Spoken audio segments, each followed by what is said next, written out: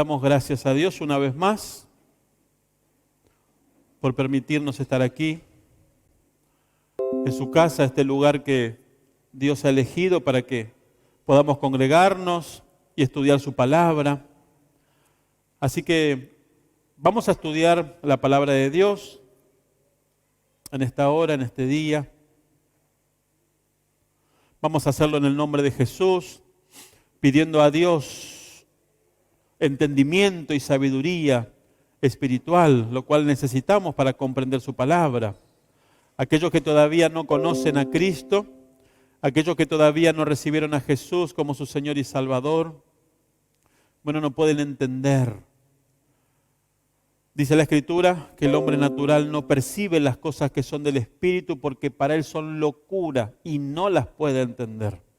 Por eso necesitamos venir humillados delante de su presencia, pidiendo perdón por nuestros pecados y abrir nuestro corazón para que el Señor Jesucristo entre en él y transforme nuestras vidas. Inmediatamente cuando aceptamos a Jesús, dice la Escritura que se produce un nuevo nacimiento. Nueva criatura somos, las cosas viejas pasaron, he aquí todas son hechas nuevas, dice. Aún nos es dada una mente nueva, dice, que es la mente de Cristo, para comprender todos estos misterios ocultos que tenemos en este libro tan precioso y tan sobrenatural que es la Biblia. Así que una vez más vamos a meditar una porción de Escritura, un tema que encontramos en la palabra de Dios, siempre confiando, como dije, en el Espíritu de Dios, que es aquel encargado de enseñarnos todas las cosas y guiarnos a toda verdad, para que podamos comprender la voluntad de Dios para nuestra vida, para poder ser guiados mientras andamos en este mundo, hasta el día que partamos y vayamos a su presencia. Entonces, hoy quisiera hablar acerca de una porción de Escritura que tenemos en la primera carta a Timoteo, el capítulo 6, y vamos a leer los versos 11 y 12. En el nombre de Jesús. Dice la Escritura que todo lo que hagamos, sea de palabra, de hecho, de pensamiento, todo, absolutamente todo, lo hagamos en el nombre de Jesús. Así que así lo hacemos. En el nombre de Jesús vamos a meditar la palabra de Dios. Y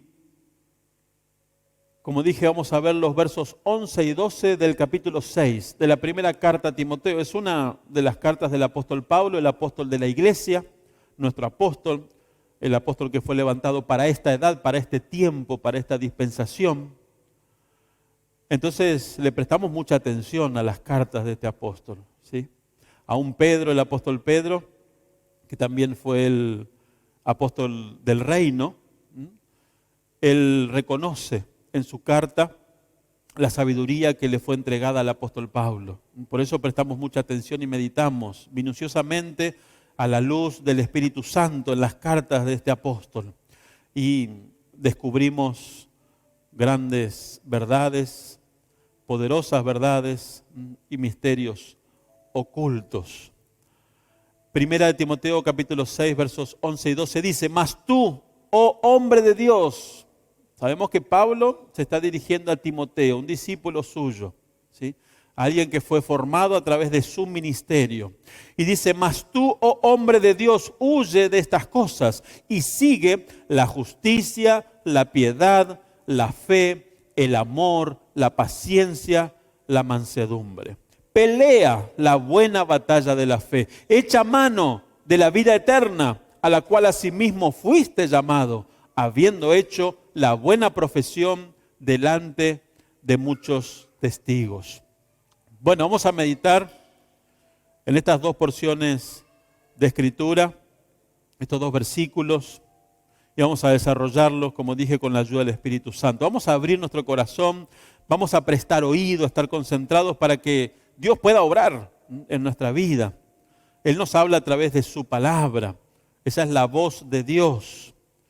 Entonces, como dije, vemos al apóstol Pablo hablando a Timoteo, y le dice: mas tú, hombre de Dios, huye de estas cosas. ¿A qué se refiere? tú, hombre de Dios, huye de estas cosas. ¿De qué cosas? Bueno, lo tenemos en los versículos anteriores. Segunda Timoteo, a ver, en el capítulo 4.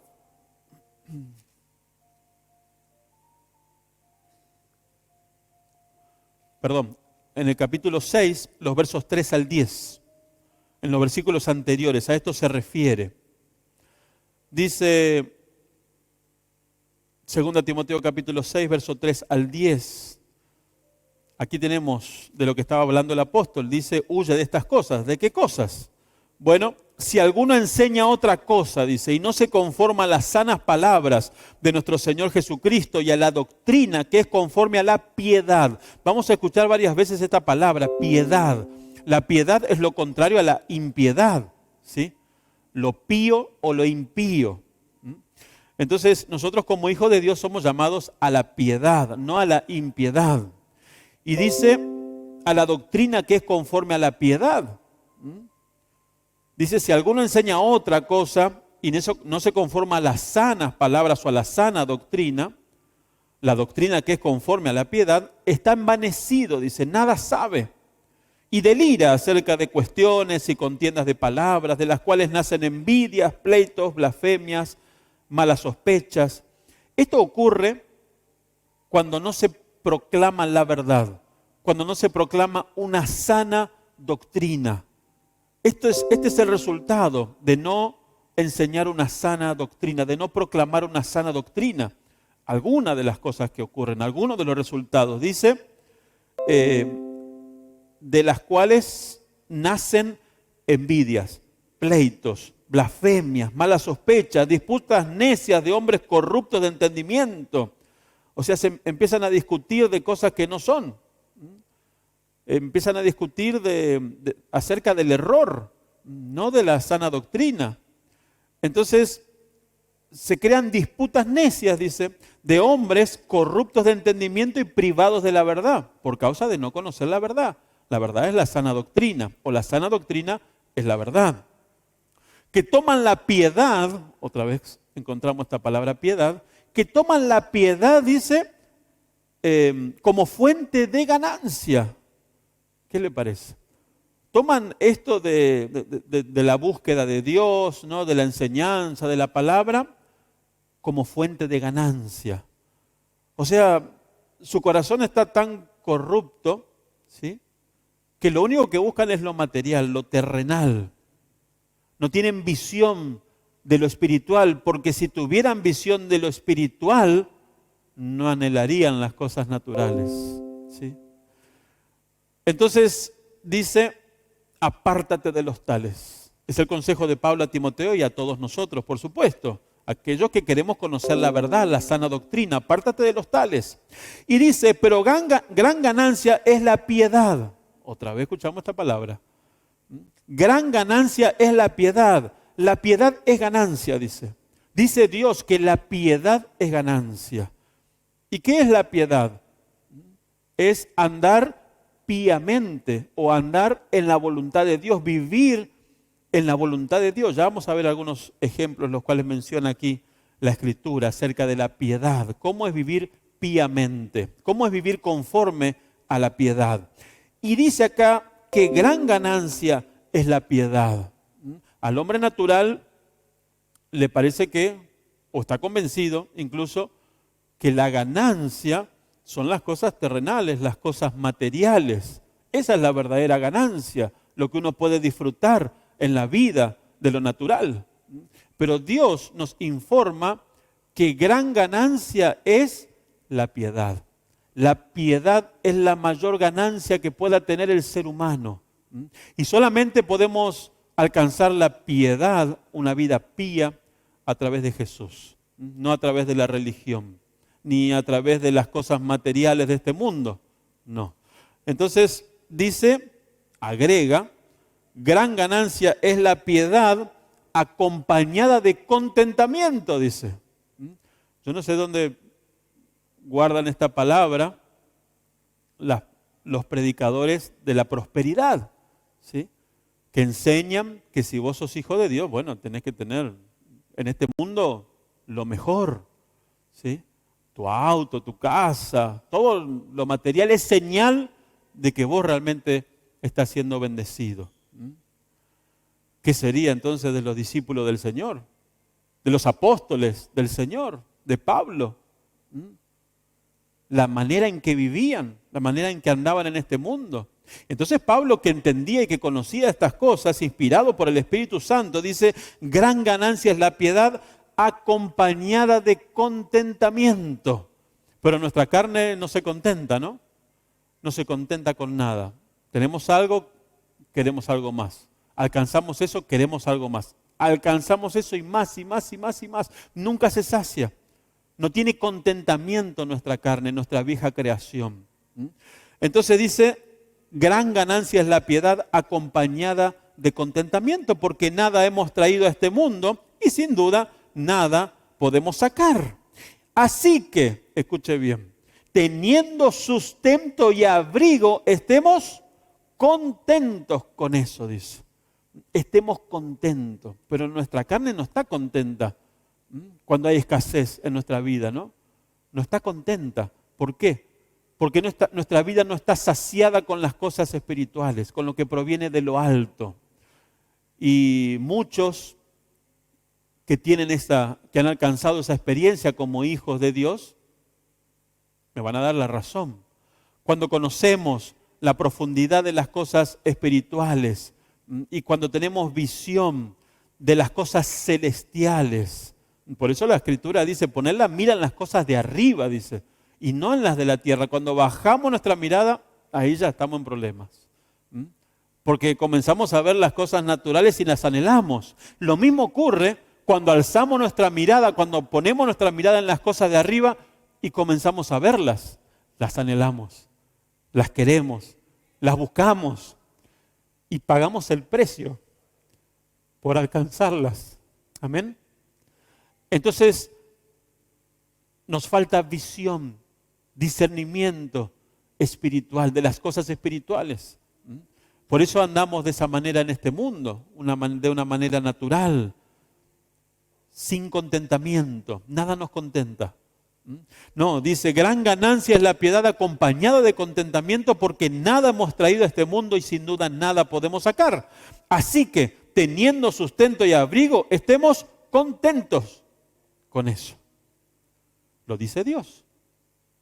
Dice, porque los que quieren enriquecerse caen en tentación y lazo y en muchas codicias necias y dañosas que hunden a los hombres en destrucción y perdición. Eso no significa que no vamos a tener abundancia. Sí, a algunos Dios les da más y mucho más, y a algunos Dios les da menos. Pero en cada circunstancia que nos toque vivir como hijos de Dios, necesitamos volver a esta porción de Escritura. Gran ganancia es la piedad acompañada de contentamiento. Así que, teniendo sustento y abrigo, estemos contentos con eso. Siempre debemos volver a esta porción de Escritura, que es la palabra de Dios. Y después nos explica que el problema no es el dinero. No. Dice, la raíz de todos los males es el amor al dinero. El amor al dinero. Eso nos habla de poner en primer lugar el dinero. En primer lugar el dinero. Y no sé en qué lugar Dios. Y todo lo relacionado a la vida eterna, como vamos a meditar. Entonces, cuando no ponemos en primer lugar a Dios, eso se llama idolatría. Es idolatría.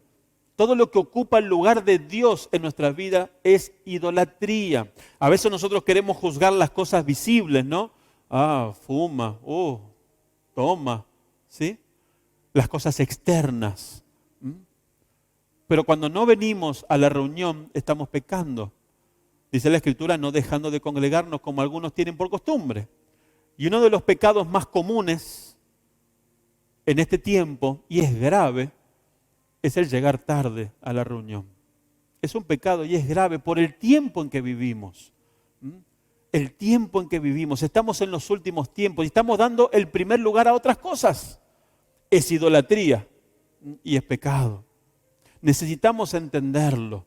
Necesitamos entenderlo. A veces no queremos decir estas cosas, pero es la verdad y necesitamos saberlo para que los hermanos salgan de esa condición. Porque se vuelve un estado. Ya dejás de congregarte. Lo dice la Escritura, lo anunció de antemano. No dejando de congregarnos como algunos lo tienen por costumbre. Ya lo anunció la Escritura hace años, siglos. ¿Sí? Entonces, estamos en estos tiempos, los últimos tiempos en los cuales debemos poner en primer lugar a Dios, para no caer en la idolatría, ¿sí? Y poder prepararnos para la venida del Señor Jesucristo. Dice, la raíz de todos los males es el amor al dinero, el cual, codiciando algunos, se extraviaron de la fe. Fíjese lo que puede ocurrir. Y conozco muchos ejemplos. Se extraviaron de la fe y fueron traspasados, dice, de muchos dolores. ¿Sí? Entonces, a esto se refería el apóstol Pablo. Le dice, mas tú, hombre de Dios, huye de estas cosas. Huye y sigue, dice. Huye de estas cosas y sigue. Cambia el rumbo. Sigue. ¿Qué cosa? La justicia, la piedad, la fe, el amor, la paciencia, la mansedumbre. Sigue esas cosas, que es todo lo referente a la piedad, a una vida pía. ¿Sí? Bueno, vamos a ver una porción en 2 Timoteo, la segunda carta a Timoteo, también escrita por el apóstol Pablo a Timoteo, el capítulo 4, los versos 6 al 7. Para entender un poquito más estos dos versículos que hemos leído al principio. El apóstol Pablo lo invita a Timoteo a pelear la buena batalla de la fe. Y de eso queremos hablar hoy día. Pero vamos a ver el contexto primero. 2 Timoteo capítulo 4, versos 6 y 7. Dice el apóstol, le comenta a Timoteo, dice, yo ya estoy para ser sacrificado y el tiempo de mi partida está cercano. O sea, él ya le anunció a Timoteo que él sabía, ¿y cómo sabía él que ya era el tiempo de partir con el Señor? Porque estaba en comunión con el Señor cada día de su vida. Tenía su oído inclinado a la voz del Espíritu Santo y el Espíritu Santo ya le había mostrado que el tiempo de su partida ya estaba cercano. Y fíjese la declaración de Pablo. Dice, he peleado la buena batalla. He peleado la buena batalla. Aquella que él le exhortó a Timoteo anteriormente en la primera carta, le dijo, pelea la buena batalla de la fe. Pablo dijo, yo ya he peleado. Yo ya la he peleado. El tiempo de mi partida está cercano y yo ya he peleado la buena batalla. ¿De qué batalla? La batalla de la fe. He acabado la carrera y he guardado la fe, dice. Entonces, Pablo le anunció que su partida estaba cercana. ¿Sí? Él ya estaba terminando su carrera y su ministerio. Porque una cosa es la carrera y otra es el ministerio. El ministerio que recibimos del Señor. Y otra cosa es la carrera, nuestra relación personal con Jesús, con Dios. Estamos en la edad o en la dispensación donde Jesús está buscando una esposa, una ayuda idónea. Entonces la carrera se refiere a eso, a la preparación para ser la esposa del Cordero. De eso se trata la carrera, porque el premio de la carrera, como dice en Filipenses, es ganar a Cristo como nuestro esposo, llegar a esa estatura espiritual de madurez, ¿sí? Entonces dice, he peleado la buena batalla, he acabado la carrera y he guardado la fe. Y otra cosa es el ministerio que recibimos del Señor. Pablo fue llamado a ser apóstol de la iglesia, ¿sí? Y tuvo también otros oficios. Él también fue maestro, fue pastor, fue evangelista, ¿sí? Fue profeta. Pero Dios nos ha dado a todos un ministerio y todos tenemos una carrera, la carrera cristiana, y todos somos llamados a ganar a Cristo como nuestro esposo. Eso es una realidad que debemos conocer. Bueno, por eso Pablo le dijo a Timoteo, mas tú, vamos a volver al verso 11, 2 Timoteo capítulo 6, verso 11, dice, mas tú, oh hombre de Dios, lo llama hombre de Dios, y vamos a detenernos un poquito en esto. Lo llama, oh hombre de Dios, y no es casualidad que le haya dicho hombre, hombre de Dios, Bueno, en 2 capítulo 12, vamos a ver que a través de la Escritura, y bueno, especialmente en los escritos del apóstol Pablo, que fue quien recibió este mensaje de gracia, el Evangelio de la Gracia. ¿Qué es el Evangelio de la Gracia? Es la revelación del contenido espiritual de las 14 cartas del apóstol Pablo. Entonces, en 2 Corintios, el capítulo 12, él nos cuenta que él tuvo una experiencia sobrenatural. Tuvo visiones de parte del Señor e incluso aquí nos cuenta que él fue llevado al tercer cielo. Fue llevado a la presencia misma del Señor y el Señor le reveló este mensaje, el mensaje de gracia. Dice 2 Corintios capítulo 12, versos 1 y 2, dice, ciertamente no me conviene gloriarme, pero vendré, dice, a las visiones y a las revelaciones del Señor. Tuvo varias visiones y varias revelaciones. Una de estas fue la que menciona aquí. Dice el verso 2, conozco a un hombre en Cristo. O sea, fíjese que no dice niño o joven, no, conozco a un hombre. Esto de hablar de hombre nos habla de madurez, lo vamos a ver a través de otros versículos también. Pero dice, conozco a un hombre en Cristo, que hace 14 años, la verdad dice, si en el cuerpo no lo sé, si fuera del cuerpo no lo sé, Dios lo sabe. Fue arrebatado hasta el tercer cielo. Él estaba hablando en tercera persona acerca de él mismo. Conozco a un hombre en Cristo. Estaba hablando de él, ¿sí? Repito, estaba hablando en tercera persona, pero acerca de él mismo. Y dice, y conozco a tal hombre, verso 3. Si en el cuerpo o fuera del cuerpo, no lo sé, Dios lo sabe, verso 4, que fue arrebatado al paraíso, donde oyó palabras inefables que no le es dado al hombre expresar. Entonces, conozco, dice, a un hombre en Cristo. Le dice a Timoteo, mas tú, oh hombre de Dios, hombre de Dios. Está hablando de, no está hablando del hombre no natural, no, hombre de Dios, dice. Habla del crecimiento y de la madurez espiritual que nosotros los hijos de Dios somos llamados a alcanzar y que está provista y que la podemos alcanzar. Podemos alcanzar madurez y crecimiento, ¿sí? Primera de Pedro, capítulo 2, verso 2, por ejemplo, el apóstol Pedro habla también acerca del estado espiritual del creyente. A esto se le llama el estado espiritual. Y hay diferentes estados espirituales. La iglesia o el cuerpo de Cristo es comparado a un cuerpo humano con diferentes miembros, ¿sí? Y cada uno de los hijos de Dios formamos parte de ese cuerpo de Cristo que es la iglesia. Y así como en lo natural hay bebés, niños, adolescentes, jóvenes, adultos, ancianos, así también en lo espiritual los hay. Esto nos habla de los estados de crecimiento espiritual. Está el estado de crecimiento natural, un bebé, después niño, después adolescente y así. En lo espiritual también es así, lo vamos a ver por la Escritura.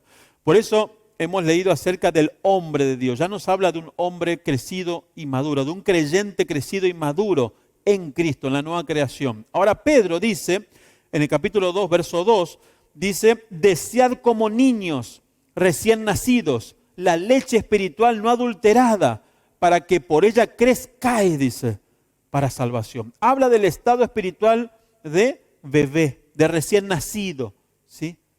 Un niño recién nacido, es un bebé.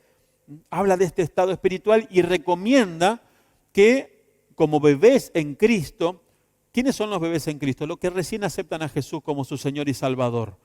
Nacen de nuevo, hay un nuevo nacimiento, nueva criatura es, dice, un bebé. La vida de Cristo es engendrada en el corazón del ser humano y es como un bebé que nace. Y para crecer en lo natural, fíjese como siempre se compara lo natural con lo espiritual, dice, o sea, en lo natural el bebé se alimenta de leche. ¿Para qué? Para poder crecer. Y acá lo mismo, dice, bueno, desead como niños recién nacidos la leche espiritual no adulterada, dice. ¿Y a qué se refiere? A la palabra de Dios. El alimento espiritual de la vida nueva en Cristo es la palabra de Dios. La leche espiritual le llama, no la leche natural, la leche espiritual y no adulterada. Cuando habla de no adulterada, nos habla de una sana doctrina, que no esté mezclada con error, ¿sí? Porque eso va a producir un crecimiento sano. Cuando hay error ya vimos lo que produce, lo leímos ahí en Timoteo recién. Dice, para que por ella crezcáis. La leche espiritual, la palabra de Dios nos da crecimiento. Jesús dijo, no solo de pan vivirá el hombre, sino de toda palabra que sale de la boca de Dios. Crecemos a través del escuchar la palabra de Dios. Primero produce fe en nosotros y después alimenta nuestro espíritu, nuestra nueva creación. 1 Corintios capítulo 3.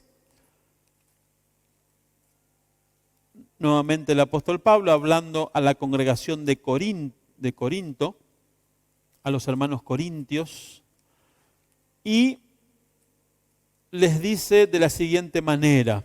1 Corintios capítulo 3, versos 1 al 3. Dice, de manera que yo, hermanos, no pude hablaros como a espirituales, o como a maduros, o como a hombres en Cristo. No pude tener esa charla, o no pude darles una enseñanza como para creyentes maduros. No, dice, no pude hablaros como a espirituales, sino como a carnales, como a niños en Cristo. O sea, la niñez en Cristo está relacionada con la carnalidad y la madurez en Cristo está relacionada con la espiritualidad. Entonces dice, no pude hablaros como a espirituales, sino como a carnales, como a niños en Cristo. Os di a beber leche, dice, la leche espiritual, y no vianda, o sea, una comida más sólida, que es para, como dice más adelante, para los que han alcanzado madurez. Dice, os di a beber leche y no vianda, porque aún no eras capaces, ni sois capaces todavía, porque aún sois carnales. Pues habiendo celos, contienda y disensiones, ¿no sois carnales y andáis como hombres? O sea, la señal de que todavía no crecemos en Cristo se refleja en nuestro andar. La señal está en nuestro andar. ¿Cómo andamos? Andamos como hombres, dice. Quizás a veces vencidos por algún vicio, por alguna perversidad, ¿sí? Andamos como hombres, carnalmente, siendo hijos de Dios, no venciendo la concupiscencia de la carne. ¿Por qué? Porque todavía no crecemos, no maduramos. Y no sabemos cómo enfrentar eso que nos ocurre a todos los hijos de Dios. Tenemos dos creaciones. En nosotros tenemos una parte de nosotros que quiere hacer lo bueno y otra parte de nosotros que quiere hacer lo malo. Todos los días de nuestra vida. Todos los días nos levantamos con la misma lucha y será hasta el último día de nuestra vida. Como bien dijo el apóstol Pablo en Romanos capítulo 7, él reconoció esa realidad de que él quería hacer lo bueno pero no podía, dice. Quiere decir que hacía el mal también. Como apóstol de Cristo, sí. Por la vieja creación que estaba en él. Entonces, él nos enseña justamente la doctrina o la enseñanza de las dos creaciones en el creyente, en el Hijo de Dios. Pero no es nuestro tema hoy. Entonces, estamos viendo acerca del estado espiritual. Hemos visto el bebé, el espiritual maduro, el niño. Primera de Juan capítulo 2. Primera de Juan, el apóstol Juan. El apóstol Juan también habla acerca de los estados espirituales de los hijos de Dios o entre los hijos de Dios. Algunos tienen varios hijos, unos recién nacidos, otros ya niños, otros adolescentes, ¿sí? Entonces hay diferentes estados en lo natural como hombres y hay diferentes estados en lo espiritual también. Y Juan también habla de eso. Primera de Juan, el capítulo 2, los versos 12 al 14. Dice, os escribo a vosotros hijitos, dice. Os escribo a vosotros hijitos porque vuestros pecados os han sido perdonados por su nombre. Verso 13, os escribo a vosotros padres. Fíjese que va haciendo una diferencia. Hijitos, padres, porque conocéis al que es desde el principio. Os escribo a vosotros jóvenes, dice. Un tercer estado. Joven, hijito, dice. Padres. Son diferentes estados espirituales. Entonces Juan nos habla también de esto. Primera Corintios 15. En Primera de Corintios 15, que es el capítulo de la resurrección, donde el apóstol da una doctrina, una enseñanza acerca de la resurrección, habla del cuerpo con el que vamos a resucitar. Y así como en lo natural, el cuerpo de un bebé es diferente al cuerpo de un adolescente y el cuerpo de un adolescente es diferente al cuerpo de un adulto o anciano, así también es en lo espiritual, dice. En lo espiritual habrá diferencia en los cuerpos, en el cuerpo de gloria, en los cuerpos glorificados, en el cuerpo que Jesús nos va a traer cuando Él vuelva en su segunda venida. Entonces, vamos a leer esta porción. Dice 1 Corintios 15, los versos 35 en adelante. Aquí explica esta realidad de que nuestros cuerpos en lo espiritual, cuando estemos en la presencia de Dios, serán diferentes, tendrán diferentes glorias. La gloria de un bebé, la gloria de un niño, habrá gloria de jóvenes en Cristo, habrá gloria de adultos en Cristo, habrá gloria de ancianos en Cristo, de aquellos que hayan o hayamos llegado a la estatura de la plenitud de Cristo, a la máxima madurez que somos llamados en Cristo, a tener la misma estatura espiritual o madurez del Señor Jesucristo.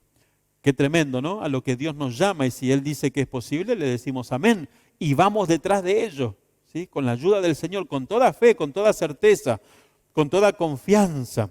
1 Corintios 15, verso 35 dice: pero dirá alguno, ¿cómo resucitarán los muertos? ¿Con qué cuerpo vendrán? Y aquí pasa a explicar.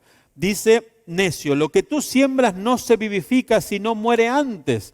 Habla de una semilla que cuando la sembramos no tiene vida inmediatamente. O sea, no sale el fruto de esa semilla. No, primero, ¿qué pasa con la semilla? Se muere, se pudre, ¿sí? Y comienza a salir el broto tierno. Dice: lo que tú siembras no se vivifica, sino muere antes. Eso indica que para que haya un cuerpo de gloria, un cuerpo espiritual, un cuerpo celestial, primero tiene que morir este cuerpo. Este cuerpo tiene que morir, tiene que ser sembrado como una semilla en la tierra. Y después saldrá el cuerpo que el Señor le dará conforme a su estado. Dice, verso 37, y lo que siembras no es el cuerpo que ha de salir, sino el grano desnudo, ya sea de trigo o de otro grano. Una cosa es la semilla que tiene esta forma y otra cosa es el trigo que tiene otra forma. La forma del trigo no es la forma de la semilla. Eso es lo que nos está explicando. Entonces, ¿la semilla qué sería? Este cuerpo. Este cuerpo sería la semilla sembrada en este mundo, en esta tierra.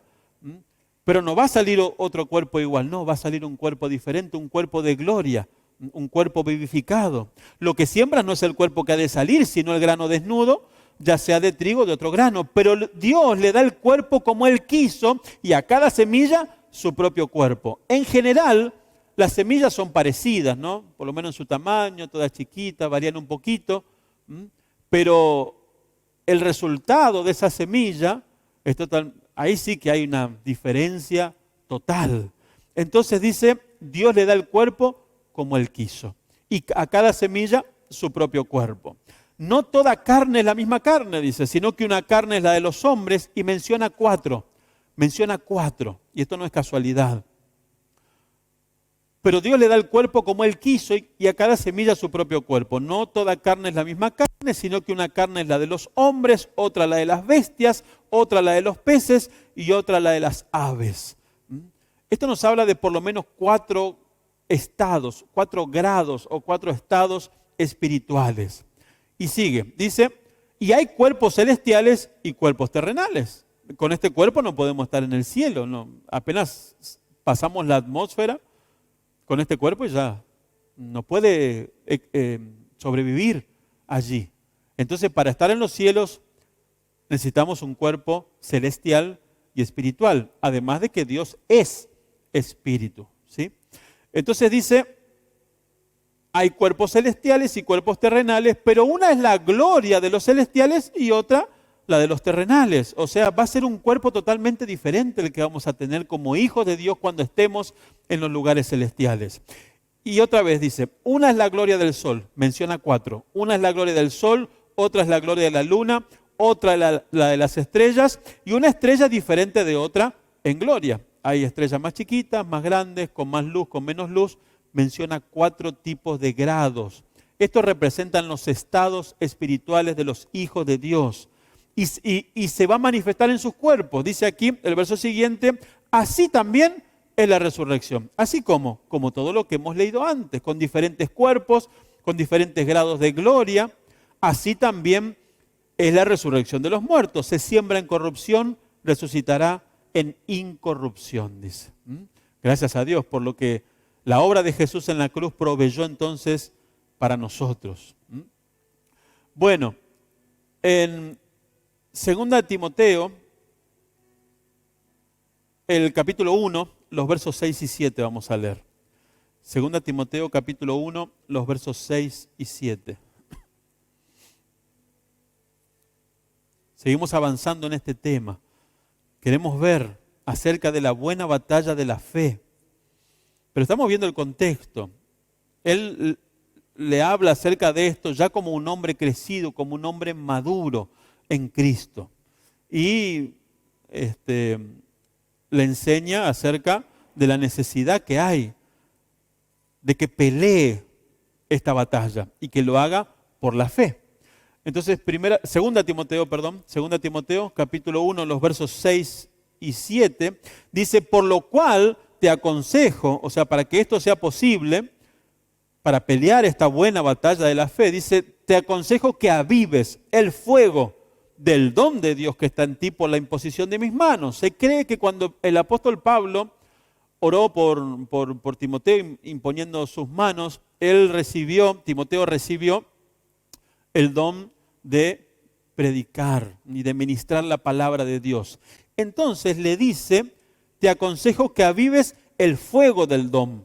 No dice que avive el don, sino el fuego del don. Y en la Escritura encontramos que uno de los tipos y figuras del Espíritu Santo es el fuego, o el aceite, por ejemplo, o la paloma. Bueno, el fuego es uno de ellos. Entonces, el fuego del don. El don nos habla, el don que le fue dado a Timoteo fue el de enseñar y el de ministrar la palabra. Y dice Pablo, yo te aconsejo que avives el fuego de ese don. ¿Cuál es el fuego de ese don? El Espíritu Santo, la llenura del Espíritu Santo. O sea, en otras palabras, Timoteo, busca ser lleno del Espíritu Santo, porque ese es el fuego para desarrollar ese don que tú has recibido de parte de Dios por la imposición de mis manos, dice. ¿Sí?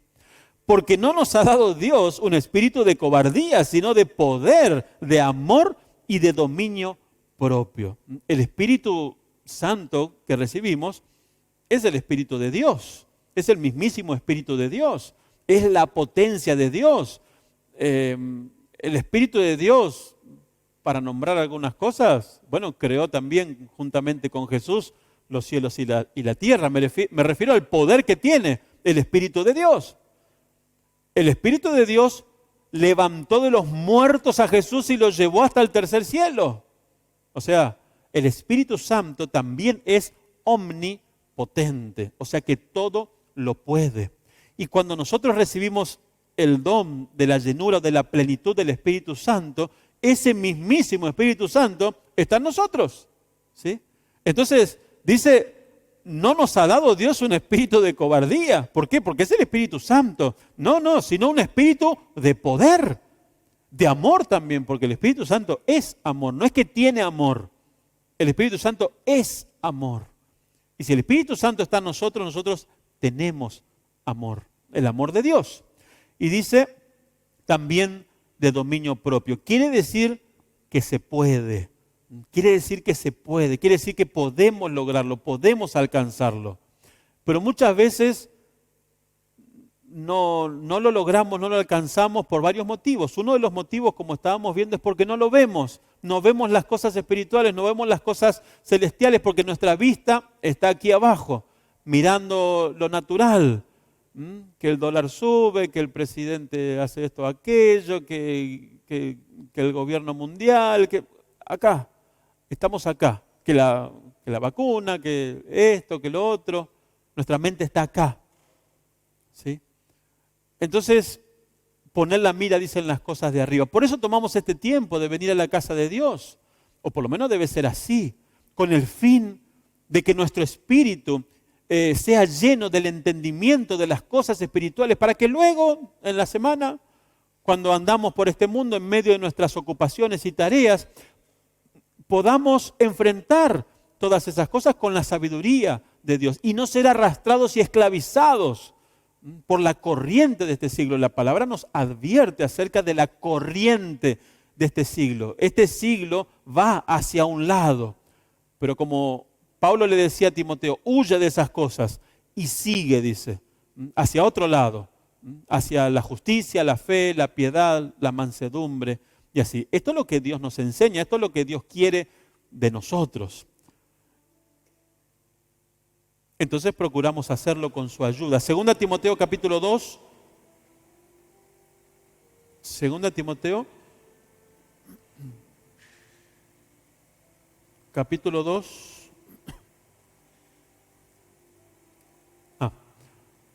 Pensé que había escrito mal. No, está bien. Segunda Timoteo capítulo 2, versos 1 al 3. Dice, tú pues, hijo mío, esfuérzate en la gracia que es en Cristo Jesús.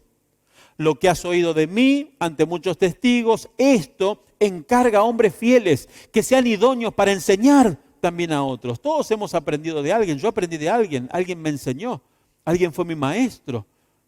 Y luego tuve mi experiencia personal con Dios, con su palabra, con la iluminación del Espíritu Santo. Pero todos hemos aprendido de alguien. Entonces dice, lo que has oído de mí ante muchos testigos, que es el Evangelio de la gracia, esto encarga a hombres que sean fieles, dice, y que sean idóneos para enseñar también a otros. Tú pues, dice, sufre penalidades como buen soldado de Jesucristo. Fíjese que Pablo, es interesante esto, Pablo lo guía a Timoteo al sufrimiento. Sufre, le dice, sufre. No dice, uy, pobrecito, porque aparentemente, según el contexto, pareciera que Timoteo estaba un poco desanimado, porque el apóstol, justamente su apóstol, estaba preso. Quizá podía haber razonado y pensado, ¿cómo puede ser que el apóstol esté preso? ¿No? Como muchas veces pensamos nosotros, y he pensado yo alguna vez también, ¿por qué me sucede esto si yo soy hijo de Dios? Soy tu siervo, tengo mi vida dedicada a ti. ¿Por qué? Pero la pregunta no es por qué, sino para qué. Entonces, en vez de adular su carne, dice, oh, está bien, tranquilo, Timoteo, pobrecito. No, le dice, no, sufre, Timoteo. Sufrí, sé sufrido, sufre penalidades, dice, como buen soldado de Jesucristo. Y esto, por supuesto, con la ayuda de Dios. Sin Dios, nada podemos alcanzar. Dice, tú pues sufre penalidades como buen soldado de Jesucristo. Verso 8, para no leer todo. Acuérdate de Jesucristo, lo pone como ejemplo. Acuérdate de Jesucristo, del linaje de David, resucitado de los muertos conforme a mi evangelio, dice. Acuérdate de Jesús. ¿Cómo fue la vida de Jesús? Una vida de sufrimiento, ¿sí? Una vida de sufrimiento. Entonces, ¿y cómo terminó, no? Con el peor de los sufrimientos, la muerte de cruz, dice. Entonces, acuérdate de él, Timoteo. Acuérdate de él. Sol, Federico, Vilma, acuérdate de él. Acuérdate de él. Del linaje de David resucitado de los muertos conforme a mi evangelio, al evangelio que le fue entregado al apóstol, en el cual sufro penalidades, hasta prisiones, dice, a modo de malhechor, dice. Como si fuera un malhechor, estoy preso. Yo, el apóstol de Jesucristo, preso como un malhechor. Mas la palabra de Dios, dice, no está presa. De la cárcel salieron las mejores cartas, las epístolas más profundas del apóstol. Entonces no era por qué estaba preso, sino para qué estaba preso. ¿Cuál era el propósito que Dios tenía? Para que usted y yo hoy día podamos servirnos de estas riquezas de gracia y de gloria. Y podamos crecer y podamos madurar en Cristo, ¿sí? Dice, por tanto, todo lo soporto por amor de los escogidos. Qué diferente la mentalidad de un creyente maduro, crecido, espiritual. Porque mientras somos niños y carnales, pensamos en nosotros, en yo y nadie más que yo. Así somos. Cuando somos niños, cuando somos carnales, buscamos nuestro beneficio, buscamos nuestras ventajas. Todo para nosotros. Pero cuando vamos creciendo y vamos madurando, vamos teniendo la madurez de Cristo y el corazón de Cristo. Se va formando en nosotros. Y comenzamos a sentir amor por los demás. Y comenzamos a ocuparnos de los demás. Y comenzamos a pensar en los demás y comenzamos a actuar por y en favor de los demás. Eso no existe en la carne. El hombre natural no es así. El hombre natural piensa en sí mismo todo el tiempo. Es egoísta. ¿Sí? Entonces,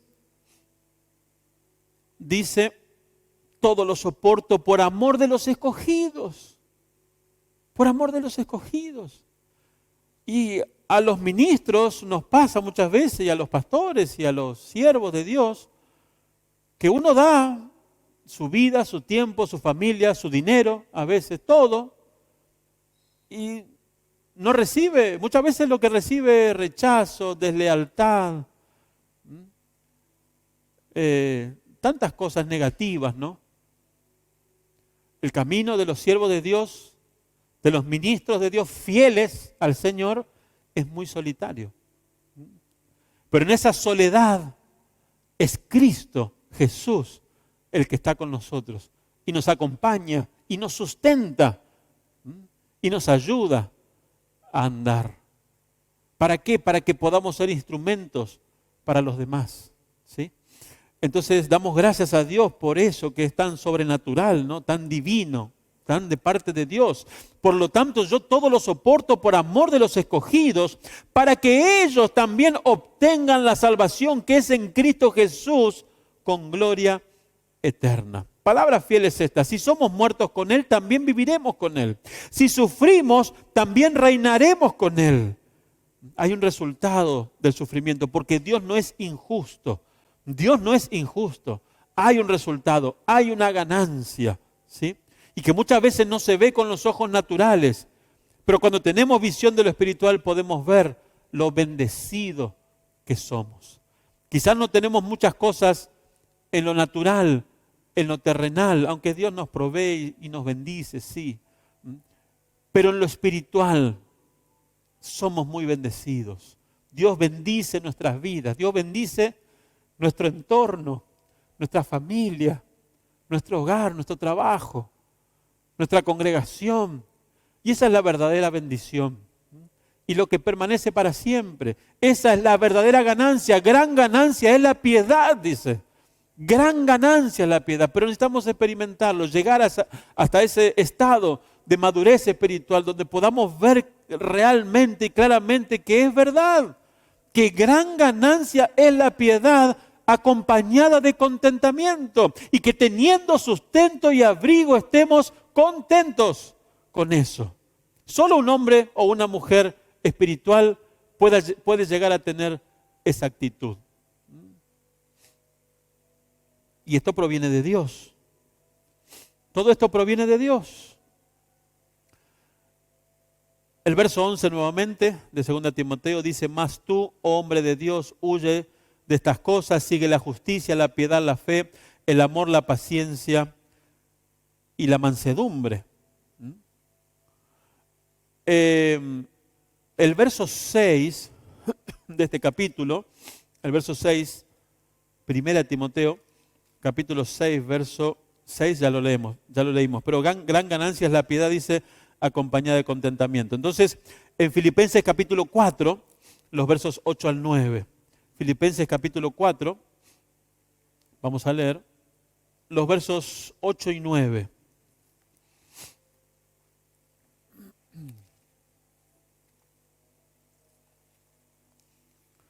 Filipenses capítulo 4, los versos 8 y 9, dice: por lo demás, hermanos, todo lo que es verdadero, todo lo honesto, de esto se trata también la piedad, como veníamos hablando. ¿Qué es la piedad? Bueno, también se trata de esto. Por lo demás, hermanos, todo lo que es verdadero, todo lo honesto, todo lo justo, todo lo puro, todo lo amable, todo lo que es de buen nombre, si hay virtud alguna, si algo digno de alabanza, en esto pensad. Nuestros pensamientos, Ahí está nuestra mente, que muchas veces es el taller del enemigo. Cuando llenamos nuestra mente con cosas terrenales, con cosas naturales, inspiradas del abismo, sí, porque sabemos que, dice la Escritura, que Satanás es el príncipe de la potestad del aire. Él gobierna, ¿cómo se dice? Bueno, él gobierna el aire, la potestad del aire, las señales. Él gobierna las señales, Él gobierna los medios de comunicación, Él es el príncipe de la potestad del aire, Él gobierna todas esas señales que nosotros no vemos con nuestra mente, pero pasan, ¿sí? Hay una influencia que no vemos. Bueno, Él tiene el gobierno. Entonces, dice, en esto pensad. Lo que aprendiste y recibiste y oíste y vistes en mí, esto haced, y el Dios de paz, fíjese cómo le llama, el Dios de paz estará con vosotros. ¿Cuántas personas en este mundo hay que no tienen paz? El impío, primeramente y principalmente, porque no está en paz con Dios y no puede tener la paz de Dios. Nosotros como hijos de Dios ya estamos en paz con Dios, nuestros pecados han sido perdonados. Pero necesitamos la paz de Dios. Entonces dice aquí que si tenemos esta actitud de pensar en todas estas cosas, de guardar nuestros pensamientos, nuestro corazón, de dirigirlos en este sentido, y dice lo que aprendiste y recibiste, la enseñanza, la doctrina, y oíste en mí, esto haced, ¿y cuál va a ser el resultado? El Dios de paz estará con vosotros. El Dios de paz, el Dios de toda paz, estará con vosotros y les dará su paz, tan necesaria, ¿no? Especialmente en estos últimos tiempos que estamos viviendo. Segunda de Pedro, capítulo 1, versos 3 al 11. Segunda de Pedro, capítulo 1, los versos 3 hasta el 11. Dice, Segunda de Pedro, capítulo 1, los versos 3 al 11. Dice, como todas las cosas que pertenecen a la vida y a la piedad, otra vez encontramos esta palabra, a la piedad, nos han sido dadas por su divino poder, mediante el conocimiento de aquel que nos llamó por su gloria y excelencia, por medio de las cuales nos ha dado preciosas y grandísimas promesas, para que por ellas llegases a ser participantes de la naturaleza divina, habiendo huido de la corrupción que hay en el mundo a causa de la concupiscencia. Vosotros también poniendo toda diligencia. ¿Qué es poner toda diligencia? Llegar temprano al culto, por ejemplo. Eso es poner diligencia. Es parte del poner diligencia, ¿sí?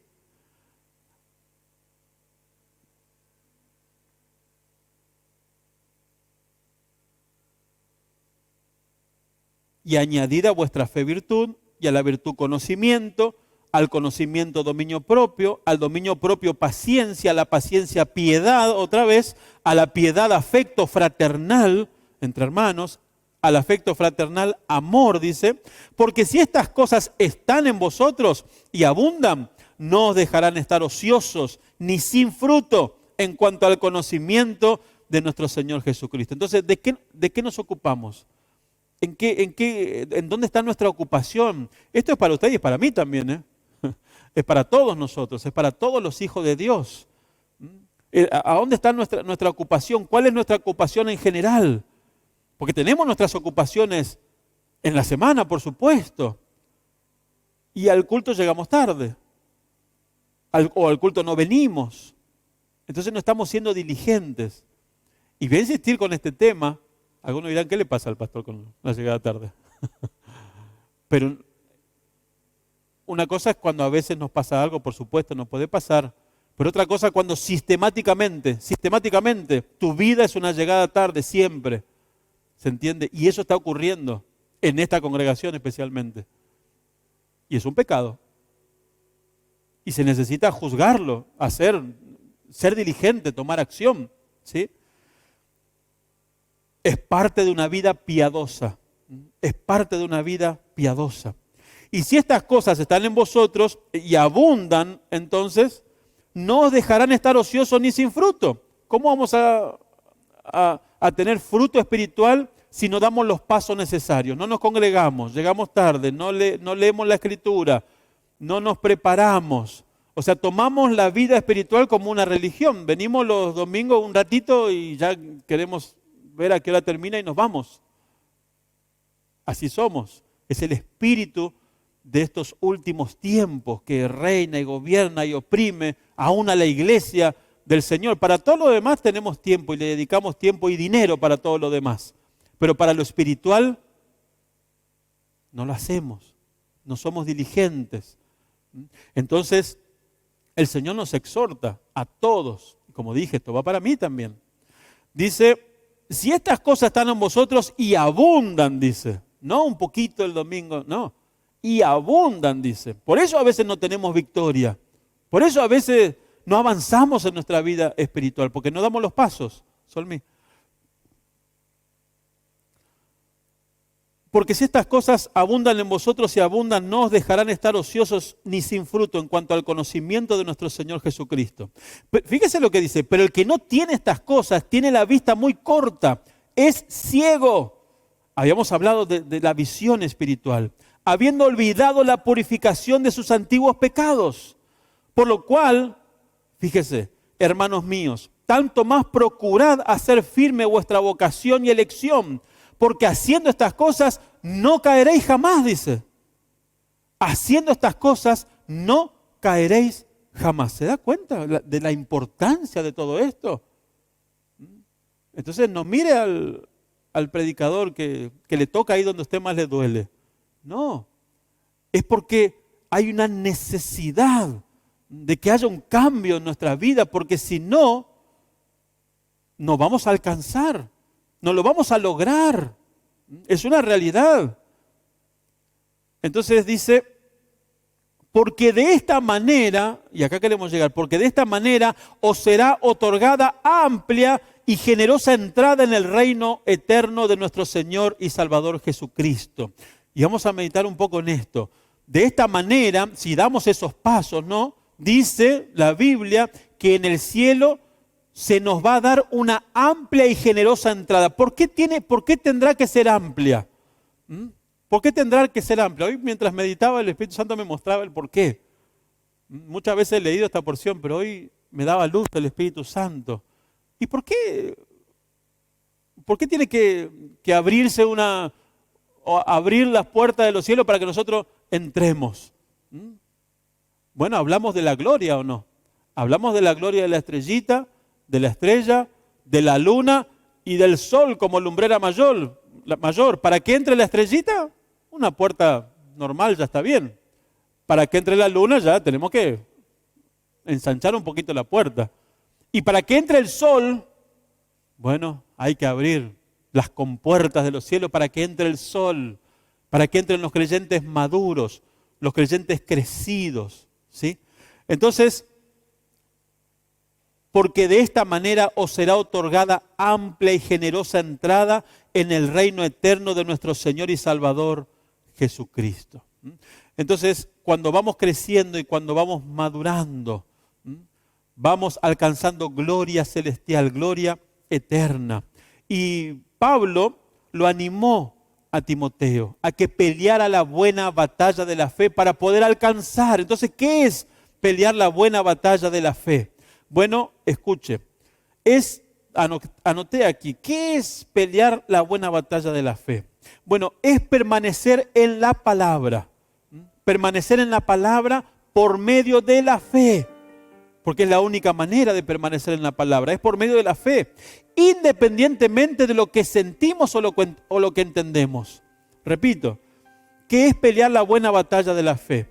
Es permanecer en la palabra de Dios, o sea, obedecer la palabra de Dios, obedecer la voluntad de Dios, y esto por medio de la fe, independientemente de lo que sentimos o de lo que entendemos. Nosotros podemos decir, hoy no siento ir al culto, y no es lo que sentimos, es lo que debemos hacer. No siento poner el despertador, es lo mismo si llego 1 hora tarde, no es lo que sentimos. Es lo que debemos hacer como hijos de Dios, ¿sí? Entonces, eso es pelear la buena batalla de la fe.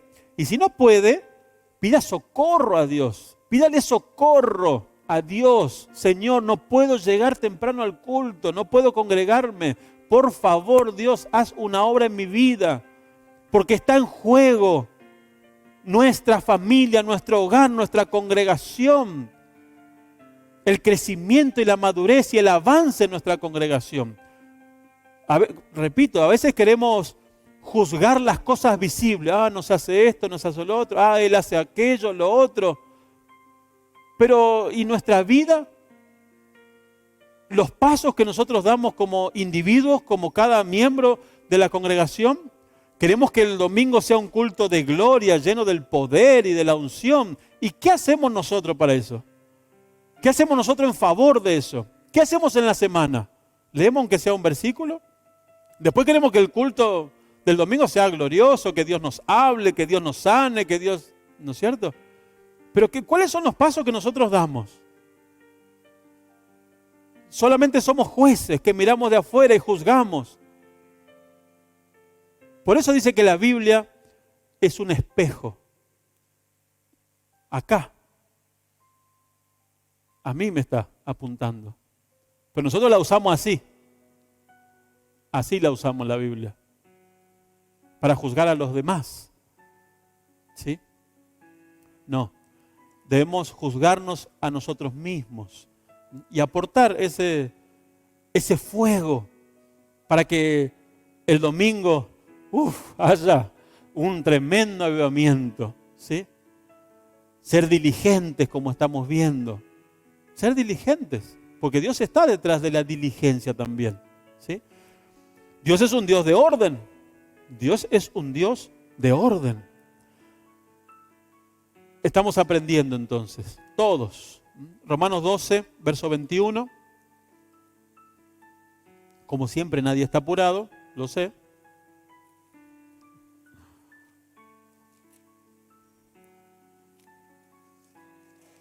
Así que podemos seguir meditando la palabra. Romanos capítulo 12, verso 21. Romanos capítulo 12, verso 21. Dice, no seas vencido de lo malo, sino vence con el bien el mal. No seas vencido de lo malo. O sea, pelea la buena batalla de la fe. La batalla tiene que ser peleada por la fe. ¿Sí? Pelear la buena batalla de la fe también significa entonces que nos mantenemos firmes en la palabra y para eso debemos conocerla. Y en el poder del Espíritu Santo, dos cosas, en la palabra y en el poder del Espíritu Santo, considerando nuestros sentimientos y nuestros razonamientos humanos y no dejando reinar el pecado en nuestra vida. Dice la Escritura, no reine pues el pecado en vuestros corazones, dice. De modo que lo obedezcáis en sus concupiscencias, dice. Vamos a pasar al verso 12 para terminar ya, avanzar un poquito y terminando. He anotado algunas porciones más, pero se nos va el tiempo. Y no quiero dejar de ver el verso 12 que dice, 1 Timoteo capítulo 6, verso 12 dice, pelea la buena batalla de la fe, echa mano de la vida eterna. Y vamos a ver qué es echar mano de la vida eterna. Ya definimos qué es pelear la buena batalla de la fe. Pararnos firmes en la palabra de Dios y por el poder del Espíritu Santo y por la fe, andar en la piedad. Ahora, echa mano de la vida eterna. ¿Qué le estaba diciendo Pablo a Timoteo? Porque algunos enseñan que está hablando de la salvación, que Timoteo tenía que alcanzar la salvación. ¿Cómo una persona que no es salva va a ser pastor, maestro y que esté aquí en la Biblia? No, algo está mal en esa enseñanza, ¿sí? Entonces, por eso dice la Escritura que que la voluntad de Dios es que seamos salvos y que vengamos al conocimiento de la verdad. Tenemos que entender la verdad, tenemos que conocerla. No está diciendo acá que Timoteo no era salvo y que algún día iba a alcanzar su salvación. No, ¿Y cómo él era un hombre de Dios si todavía no había alcanzado la salvación? Pablo le dice, mas tú, oh hombre de Dios, hombre maduro, hombre crecido en Cristo, ¿y cómo era un hombre de Dios si todavía no alcanzó la salvación? Quiere decir que algo está mal en la enseñanza, ¿sí? No está hablando de la salvación, no está hablando de que Timoteo todavía no había alcanzado la vida eterna y la iba a alcanzar algún día. No, tenemos que conocer la Escritura y la Escritura nos da luz. Vamos a leer la Escritura para salir de esta, o sea, para conocer la verdad, para entender la verdad, o la sana doctrina, o la correcta doctrina. Dice, echa mano de la vida eterna. Le dice, agarra la vida eterna, echa mano, tómala. Bueno, entonces, ¿qué es echar mano de la vida eterna? Bueno, en 1 Timoteo capítulo 2 y el verso 4, 1 Timoteo el capítulo 2 y verso 4, ya hemos leído, he mencionado, pero aquí está el versículo, dice, el cual quiere que todos los hombres sean salvos y vengan al conocimiento de la verdad. Y en 1 de Juan nos explica un poquito mejor, si no bastante bien, ¿qué es la vida eterna? Según la Biblia, la vida eterna es una persona. Repito, según la Biblia, la vida eterna es una persona. Y lo vamos a ver aquí en 1 de Juan, el capítulo 5, los versos 11 y 12. 1 de Juan, capítulo 5, los versos 11 y 12. Y escuche bien y pida el entendimiento a Dios, que lo alumbre, que le haga ver el contenido de lo que vamos a leer ahora. Dice, este es el testimonio, que Dios nos ha dado vida eterna y esta vida está en su Hijo. ¿A dónde está la vida? En su Hijo Jesús. Y dice, Dios nos ha dado, no es que nos va a dar algún día, no, nos ha dado, habla en pasado. ¿Cuándo nos dio la vida eterna? En la cruz del Calvario, cuando Jesús pagó el precio. Ahí ya fue provista. Ahora nosotros echamos mano de esa vida eterna en el momento que aceptamos a Jesús como nuestro Salvador. Nos apropiamos de esa salvación que Jesús vino a dar. Entonces dice, Dios nos ha dado vida eterna y esta vida está en su Hijo. No está en la religión, no está en el pastor, no en el sacerdote, no está en un ídolo. ¿A dónde está la vida eterna? En su Hijo, en Jesús. Y fíjese lo que sigue. El que tiene al Hijo, tiene la vida eterna. Y el que no tiene al Hijo de Dios, no tiene la vida eterna. Entonces la vida eterna es una persona, el que tiene al Hijo. ¿Y quiénes son los que tienen al Hijo? Nosotros, los hijos de Dios. Nosotros los hijos de Dios somos los que tenemos al Hijo de Dios en nuestro corazón a través del nuevo nacimiento. Somos hijos de Dios. Y si somos hijos de Dios y tenemos al Hijo, dice la Biblia, tenemos vida eterna. Entonces, ¿de qué está hablando? ¿De qué está hablando? Bueno, primero vemos que la vida eterna es un don o un regalo de Dios. La vida eterna no podemos alcanzarla a través de nuestro esfuerzo propio, si no Jesús no hubiese venido a morir en una cruz, tan cruenta cruz. ¿Para qué? Si el hombre tenía la capacidad de alcanzar su salvación. No, por eso la salvación es un regalo, un don de Dios. La justificación es por fe, no por obras.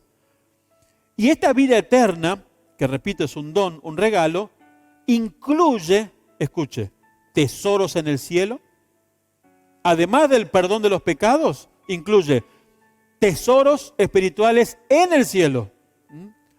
Un gobierno celestial, universal, con Jesús, compartiendo el trono que Jesús recibirá. También recompensas por el servicio y por los sacrificios que hagamos por Dios.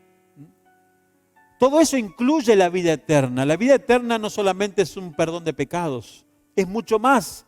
Entonces, Pablo le estaba diciendo a Timoteo, echa mano de la vida eterna, de todo lo que hay provisto en la vida eterna. ¿Y a dónde está esa provisión? En la cruz del Calvario, cuando Jesús murió, proveyó todas las cosas. Cuando terminó su obra de expiación, de justificación, de santificación, de glorificación en la cruz del Calvario, ¿qué dijo Jesús? Consumado es. Ya está. Está todo provisto. Entonces, ¿qué tenemos que hacer nosotros? Echar mano. Echar mano, agarrar. ¿Qué hay? ¿Qué ganó Jesús? Sanidad. Echamos mano Me declaro sano en el nombre de Jesús. Echamos mano de todo lo que pertenece a la vida eterna. Hay pobreza, echemos mano. Él es rico. Nuestro Dios, de Él es la plata y el oro. Ahora tengamos cuidado, porque nos dice la Escritura, nos enseña la sana doctrina, que muchos se desviaron de la fe por causa del dinero. Por eso Pablo dijo que él aprendió a tener escasez y a tener abundancia. Y nosotros como hijos de Dios necesitamos aprender a tener escasez. ¿Qué es aprender a tener escasez? Que cuando nos falta, no quejarnos y no abandonar la fe. Yo no voy más. No. ¿Y qué es saber tener abundancia?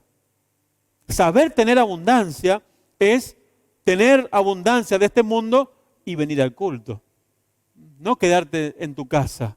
Porque ahora, claro, ya tenés plata, ya tenés dinero. ¿Para qué necesitas de Dios? Ya está todo suplido.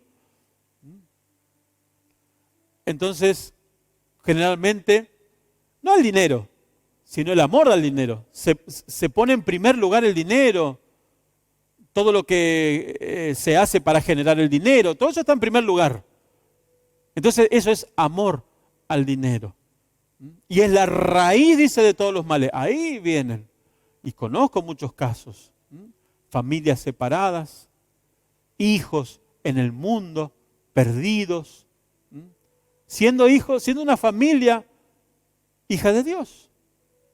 Yo siempre digo, a veces no sé si orar para que los hermanos prosperen, porque prosperan y se van. Que el Señor nos dé sabiduría, ¿no? Para todas las cosas en nuestra vida. Entonces, en Él está la vida, en Jesús está la vida. 2 Timoteo 2:12. Ya terminamos, 2 Timoteo 2:12. Si sufrimos, también reinaremos con Él. Si le negaremos, Él también nos negará. Si sufrimos, dice, si estamos dispuestos a sufrir por el reino, no es que, como muchos nos enseñan, como muchos predican, ¿no es cierto? Parece que si llegamos al Evangelio, todo va a ser paz y amor. No. Habrá luchas, circunstancias, sufrimientos. Pablo le dijo a Timoteo, sufrí. No le dijo, pedile a Dios que no tengas sufrimientos. No, sufrí, le dice a Timoteo, sufrí por el Evangelio. Sé sufrido, gozoso en la esperanza, dice, pero sufrido en la tribulación. Entonces, si sufrimos, también reinaremos. Va a haber una recompensa por el sufrimiento en la voluntad de Dios. A veces sufrimos por nuestros pecados, por nuestros desvíos. En eso no hay recompensa. Pero si sufrimos dentro de la voluntad de Dios, ¿sabe qué? No es sufrimiento. Y aquellos que han llegado a este estado espiritual me comprenden. Cuando sufrimos en la voluntad de Dios no es sufrimiento.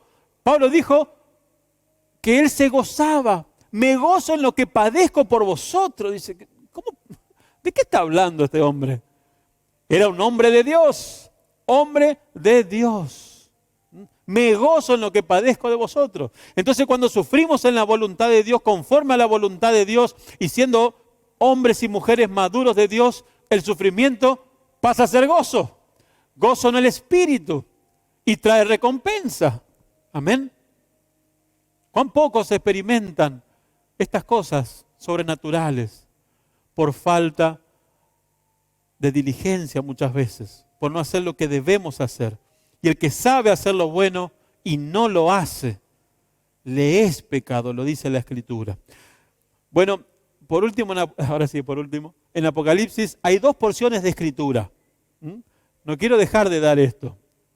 Hay 2, porque es lo que el Espíritu Santo me dio. Pasa que estamos en este mundo donde el tiempo, ¿no es cierto?, gobierna. Pero el Espíritu Santo me dio esta porción de Escritura, para usted y para mí, y para todos los que están viendo a través y verán a través de la transmisión. Entonces, en Apocalipsis capítulo 7, hermano, es preciosa esta porción de Escritura, esta descripción de lo que será en el cielo. Le dice, echa mano de la vida eterna. Vamos a ver un poquito de qué se trata esto, de la vida eterna. ¿Qué es lo que está incluido en la vida eterna? Dice Apocalipsis capítulo 7, versos 9 al 17, vemos un grupo en el cielo, un grupo de personas salvas, nuestros hermanos en Cristo, en el cielo. Juan los vio a ellos en el cielo. Y fíjese, él nos muestra la visión. lo que vamos a ver antes de leer, para que podamos leer con entendimiento, es que estas personas que están descritas aquí, la gran multitud, una multitud innumerable que no se le puede poner número de tanta cantidad que son, estas personas poseen la vida eterna como un don, como un regalo. Son personas salvas que han alcanzado la salvación.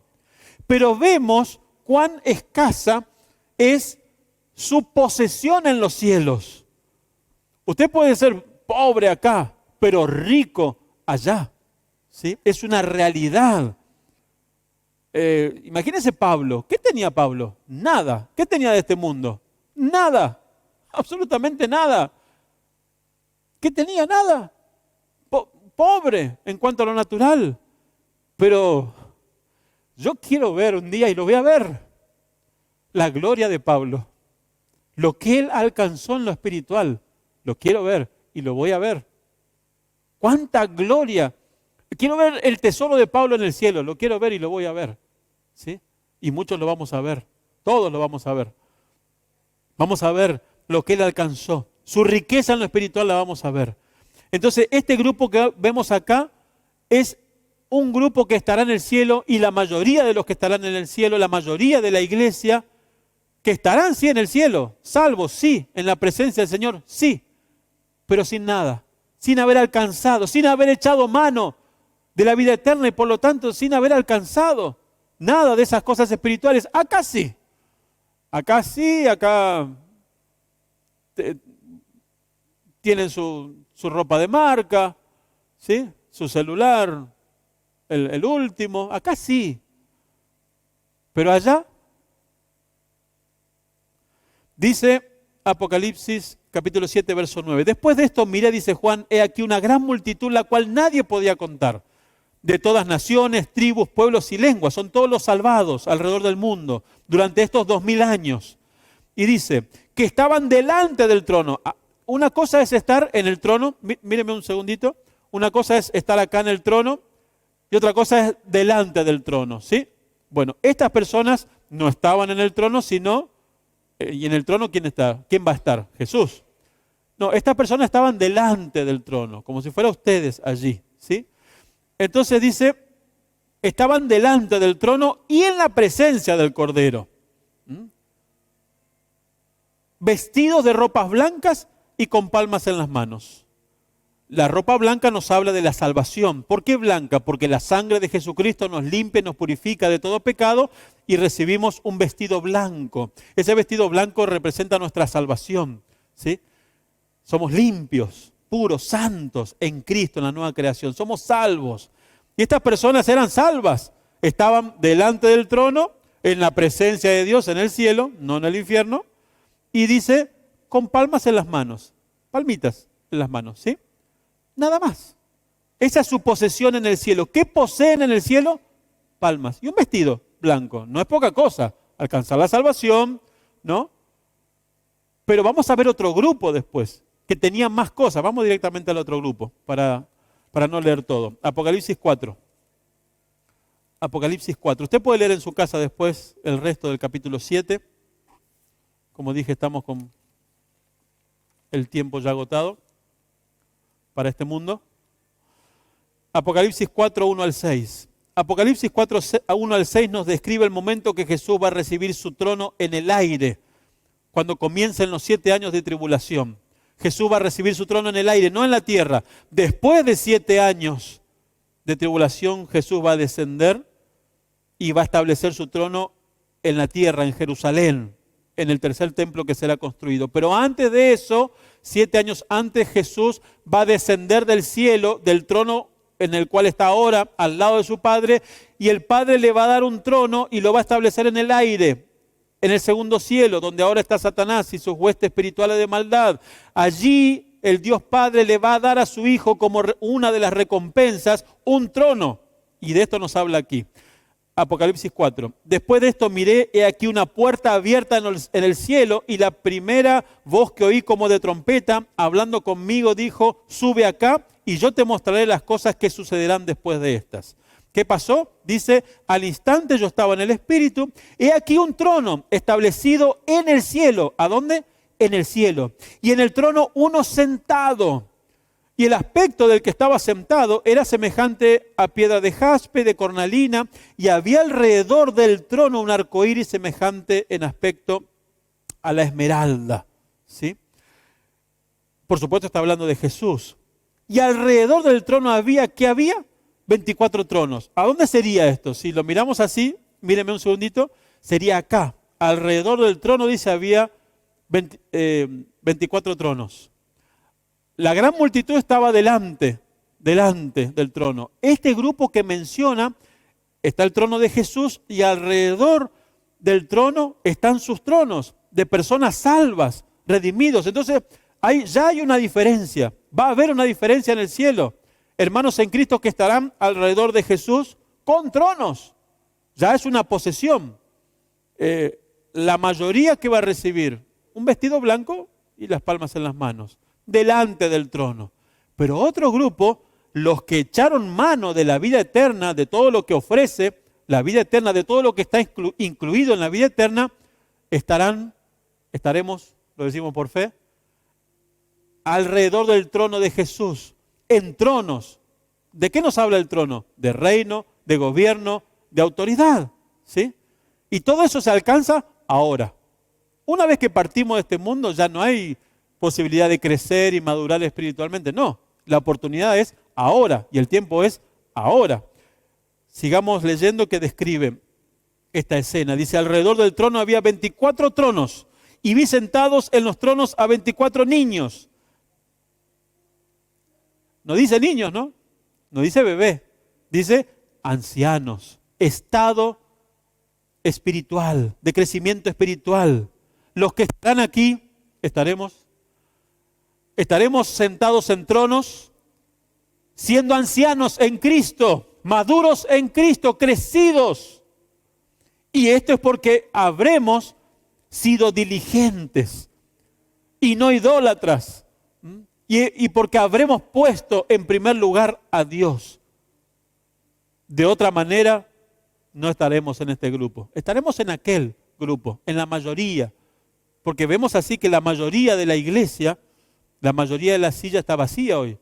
La mayoría de la iglesia, así como es acá en la tierra, así también será en el cielo. Entonces, describe más. Dice, vi sentado en los tronos a 24 ancianos, vestidos de ropas blancas también, porque son salvos y limpios con la sangre del Cordero. Con corona, dice, de oro en su cabeza. Vemos trono, vemos vestido, vemos corona. Los que están delante no tienen corona. Los que están acá sí tienen corona. ¿Por qué? Porque habrán sido diligentes, porque habremos dado los pasos que debemos dar, habremos echado mano de la vida eterna y como recompensa nos será dada corona, trono, el vestido blanco ya lo tenemos, hay otro vestido especial para este grupo que lo vamos a ver, pero dice, y del trono salían relámpagos y truenos y voces y delante del trono ardían 7 lámparas de fuego, las cuales son los 7 espíritus de Dios. Y delante del trono había como un mar de vidrio, semejante al cristal, y junto al trono y alrededor del trono 4 seres vivientes llenos de ojos delante y detrás. Otro grupo, o sea, Jesús en el trono, alrededor 24 tronos y junto al trono, bien cerquita al trono, 4 seres vivientes. Este grupo de 24 no significa que solamente 24 personas, 24 hijos de Dios estarán con Jesús. No, es un número representativo. Más adelante, si usted lee, va a ver que el número de estas personas era millones de millones, de toda tribu, lengua, pueblo y nación. Muchos seremos los que estaremos de este lado. Pero de aquel lado no se le puede poner número. La multitud innumerable. Será una multitud innumerable. Ahora, de este lado, personas en las cuales habrá una diferencia entre la mayoría, como la hay ahora, y entre la minoría. Junto al trono y alrededor del trono 4 seres vivientes. Estos 4 seres vivientes representan, dice, llenos de ojos. ¿Por qué ojos? ¿De qué nos hablan los ojos? De visión. Y en este caso de visión espiritual, de discernimiento espiritual.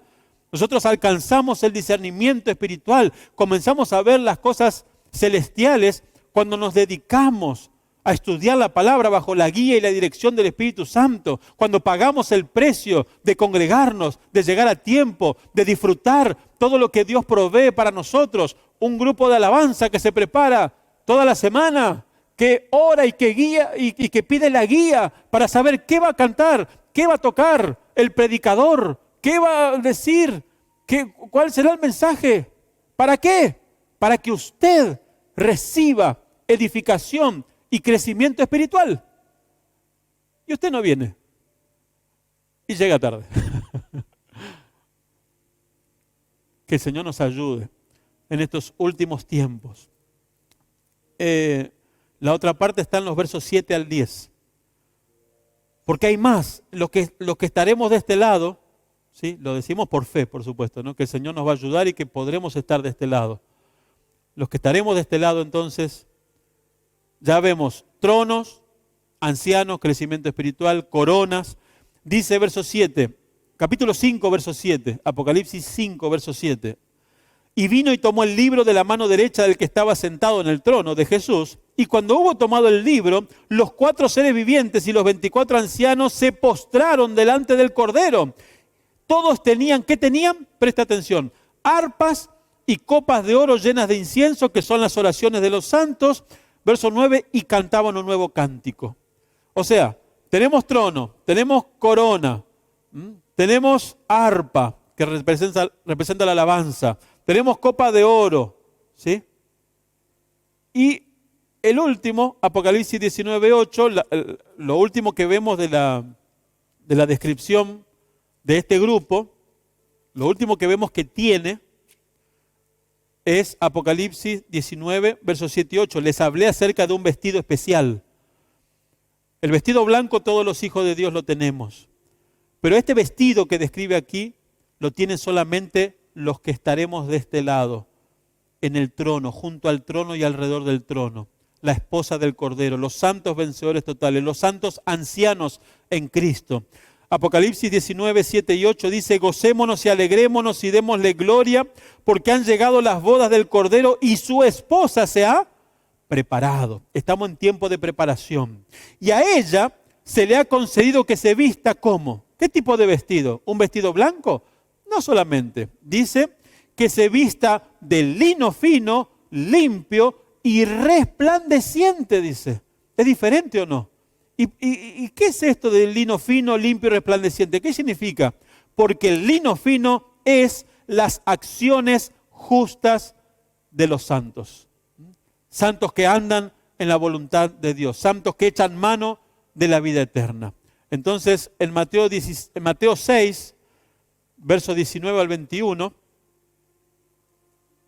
esta sí es la última porción de Escritura, Mateo 6, verso 19, es que es necesario, hermanos, escuchar esto. Es necesario. Mateo 6, verso 19 al 21.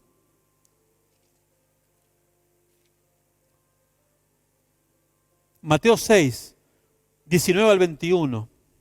No os hagáis, palabras de Jesús, no os hagáis tesoros en la tierra, donde la polilla y el orín corrompen, y donde ladrones minan y hurtan, sino haceos tesoros en el cielo, donde la polilla ni el orín corrompen, y donde ladrones no minan ni hurtan. Porque donde esté vuestro tesoro, allí estará también vuestro corazón, dice.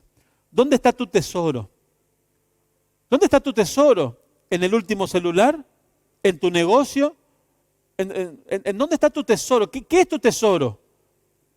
Tener tu casa no está mal, está bien, que vivamos bien, que podamos tener comodidades, bendiciones y Dios nos las provee, está muy bien. Pero ¿qué es lo que está primero? ¿Eso o Dios? Donde está vuestro tesoro, allí estará vuestro corazón, todo nuestro ser. Le vamos a dedicar el tiempo, el esfuerzo, el dinero a lo que está en nuestro corazón, a ese tesoro. A ese tesoro. Entonces, ¿cuál es nuestro tesoro? ¿Lo natural o lo espiritual? Y sabe que no hace falta que respondamos porque se ve, se nota, los espirituales pueden discernir. si es la persona tiene su tesoro en el cielo o en la tierra. Se nota a través de nuestras acciones, ¿sí? Que Dios bendiga su palabra en esta mañana.